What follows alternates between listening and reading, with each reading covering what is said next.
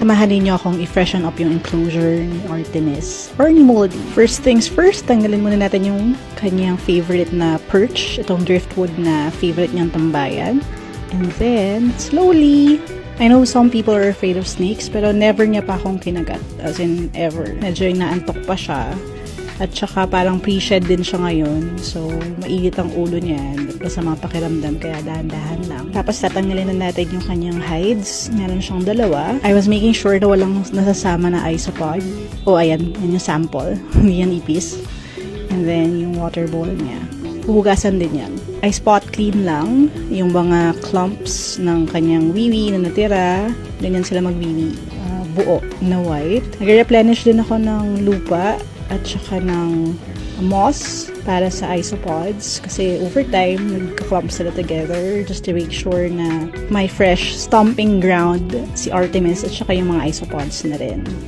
I just use water para maging damp yung moss and para mag-hold siya ng moisture.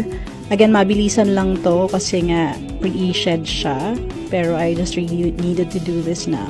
Kasi babalik na natin yung mga hide, starting with this one. Medyo babasain din natin yung ground a bit.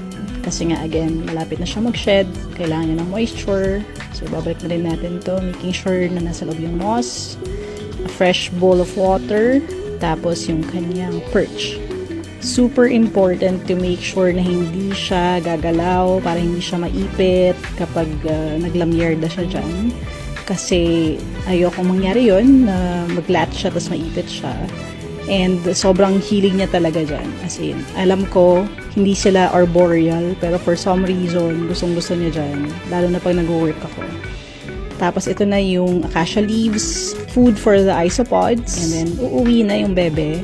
Kapag sinusoli ko siya sa enclosure, alam kong ready na siya kapag hindi niya hinuhook yung dulo ng tail niya.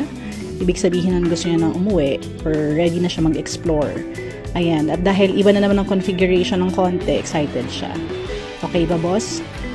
Next time na yung salamin kapag hindi ka grumpy, okay? Thank you for watching, everyone!